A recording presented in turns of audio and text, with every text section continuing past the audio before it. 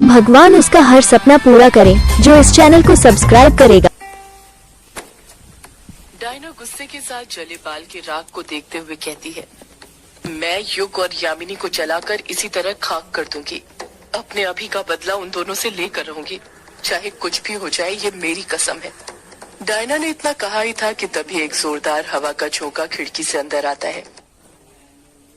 अपने अभी का बदला उन दोनों से लेकर रहूंगी, चाहे कुछ भी हो जाए, ये मेरी कसम है। डायना ने इतना कहा ही था कि तभी एक जोरदार हवा का झोंका खिड़की से अंदर आता है। वो हवा का झोंका इतनी तेज आया था कि सिर्फ डायना के बाल ही नहीं बल्कि कमरे के अंदर रखे हुए हल्के सामान भी हिलने लग गए थे।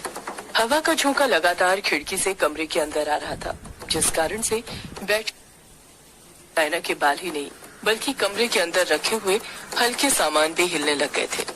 हवा का झोंका लगातार खिड़की से कमरे के अंदर आ रहा था, जिस कारण से बेडशीट कॉर्नर पर से उड़ने लग गई थी। खिड़की के पर्दे और भी सब चीजें अस्त व्यस्त हो रही थी। डायना तुरंत कुर्सी पर से उठती है और भागते हुए खिड़की के पास जाती है और खिड़की बंद करने लग जाती है।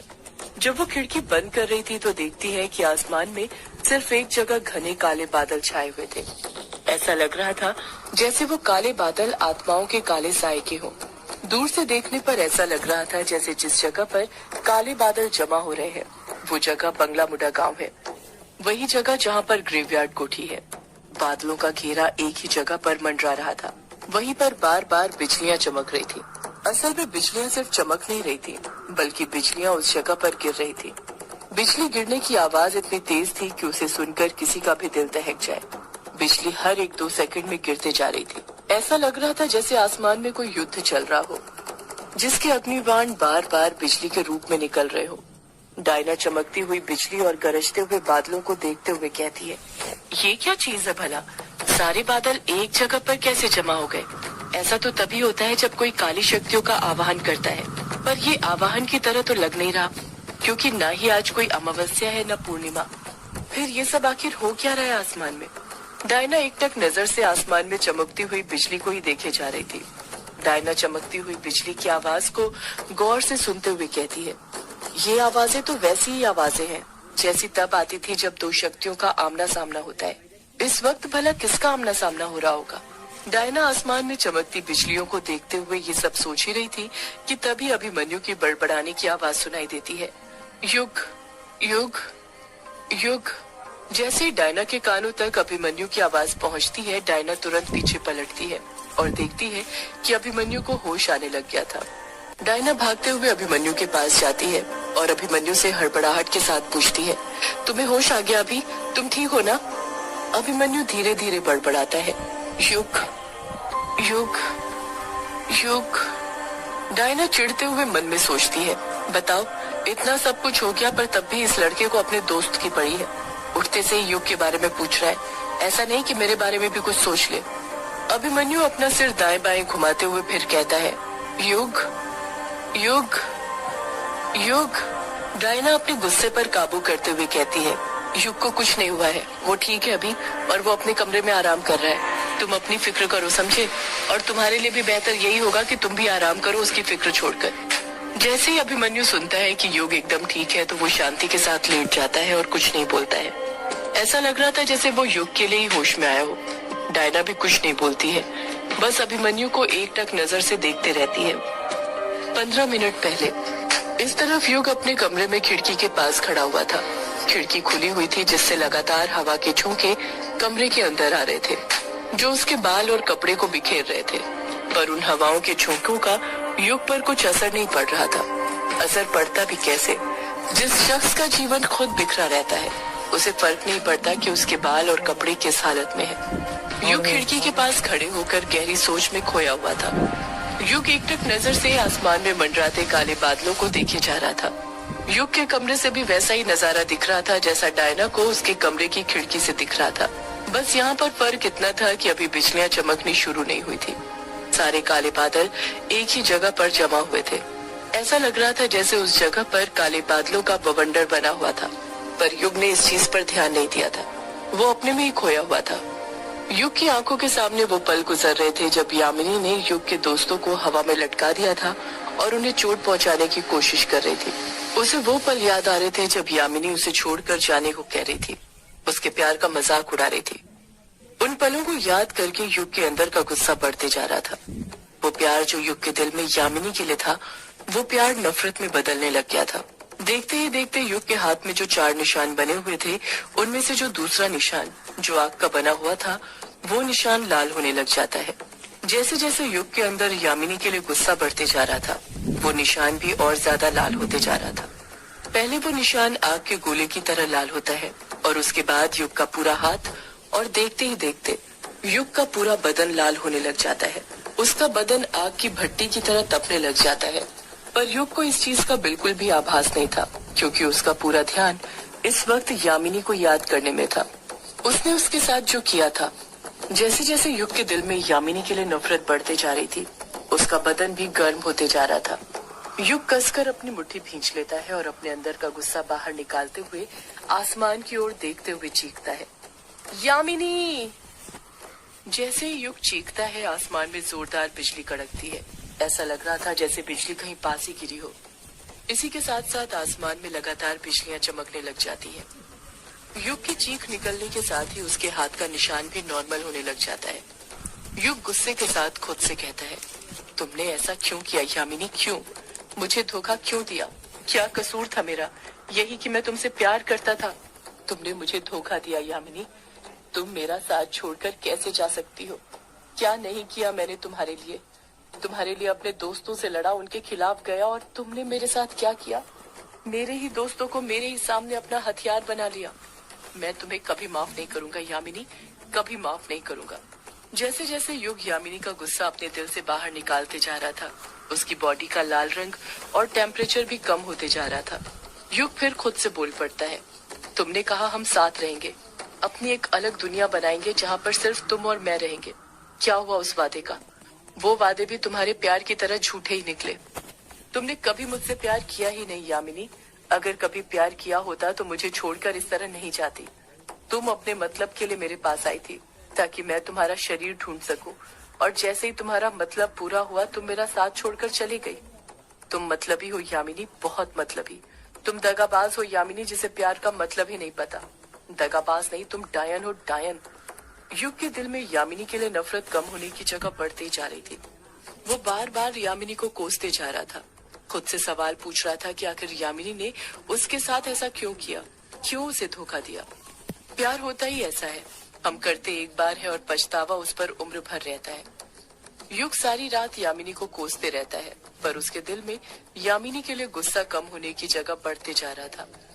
वो शांति नहीं हो रहा था। इंसान को ना प्यार करने में देर लगती है, न उस प्यार को नफरत में बदलने में, और एक वक्त पर वही प्यार इतनी नफरत में बदल जाता है कि हमें प्यार के नाम से ही नफरत होने लग जाती है, जो इस वक्त युग को होने लग गई थी। यामिनी को कोसते हुए ही कब उसकी आंख लग गई उसे खुद पता नहीं चल पाया था। सुबह हो गई थी। कायर बिंदु की दुकान पर बैठा हुआ था और बिंदु ठीक उसके सामने बैठी हुई थी।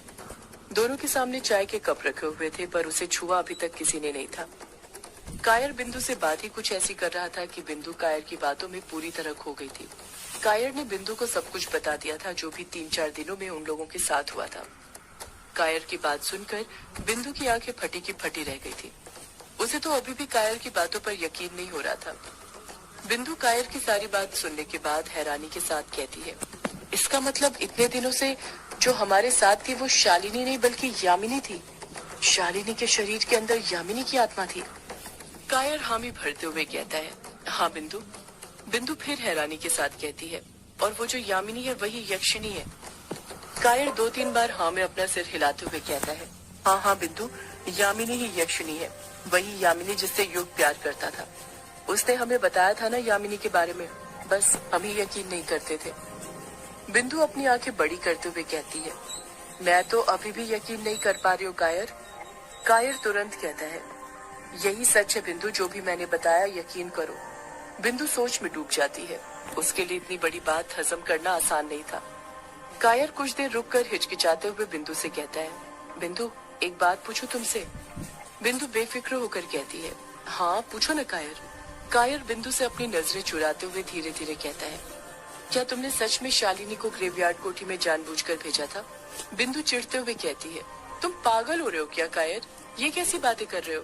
क्या तुम्हें लगता है तुम्हारी बिंदु ऐसी है जो अपने मतलब के लिए दूसरों की जान को खतरे में डाले, वो भी एक लड़की की? मुझे सच में पता नहीं था कि शालिनी के साथ ऐसा कुछ हो जाएगा। अगर पता होता तो भगवान कसम मैं उसे वहाँ पर कभी नहीं जाने देती, वहीं पर रोक लेती, चाहे उसके लिए वो मुझे मारने ही क्यों न लग जाती। बिंदु कायर की आंखों में देखते हुए कहती है, तुम प्यार करते हो ना मुझसे, तो क्या तुम खुद फैसला नहीं ले सकते कि मैं कैसी हूँ? अब वो भी कोई और तय करेगा। एक बात बताओ, तुम्हें मुझ पर ज्यादा भरोसा है या उस यामिनी पर? कायर हड़बड़ाहट के साथ कहता है, तुम पर बिंदु, ये भी कोई पूछने की बात है? मैं बस ऐसे ही।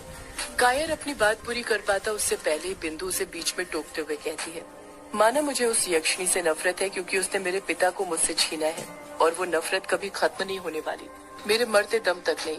पर उस यक्षिणी से बदला लेने के लिए मैं किसी और की जान को खतरे में डालने का सोच भी नहीं सकती, समझे तुम?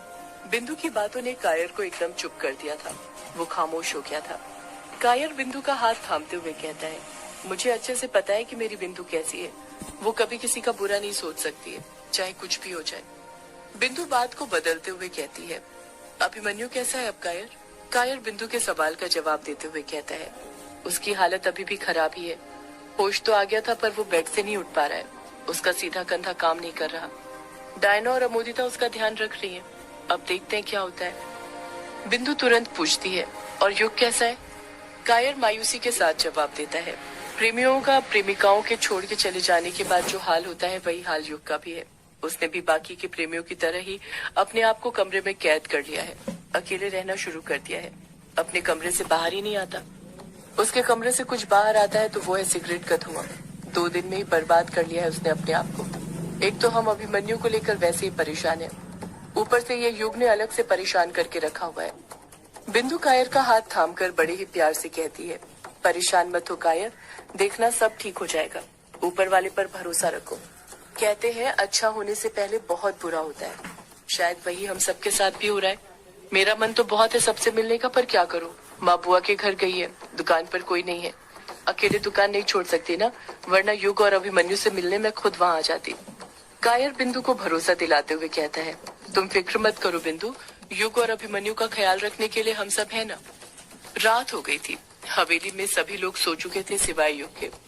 युग इस वक्त हवेली के बाहर खड़ा हुआ था और सिगरेट पी रहा था। कमरे के बाहर वो इसलिए आया था ताकि उसके दिमाग से यामिनी का ख्याल जा सके। लाख कोशिश करने के बाद भी वो यामिनी को भुला नहीं पा रहा था, उसका ख्याल उसके दिमाग से जा ही नहीं रहा था। हम किसी से आसानी से कह तो देते हैं कि उसे युग भुला देंगे, पर उसे भुलाने में पूरी जिंदगी गुजर जाती है। युग के दिल में यामिनी के लिए न नफरत कम हुई थी न गुस्सा। उसी का नाम लेते हुए वो एक के बाद एक सिगरेट पीते जा रहा था। युग सिगरेट पी ही रहा था कि तभी उसके पीछे डायना आकर खड़ी हो जाती है, पर युग को इस चीज का पता नहीं चलता है क्योंकि वो यामिनी को कोसते हुए सिगरेट पीने में डूबा हुआ था। डायना ने आंखों में सूरमा, माथे पर बड़ी सी काली बिंदी और एक लंबी सी चोटी गुथी हुई थी और उसकी चोटी नागिन की तरह लहरा रही थी। डायना आज पूरी डायन के रूप में थी। डायना युग को शातिर नजरों से देखते हुए मन में सोचने लग जाती है, यही सही मौका है, युग अकेला है, मुझे अपनी चाल चल देनी चाहिए, अब होगा बदला एक डायन का यक्षिणी के प्रेमी से। सदियों से है पुरानी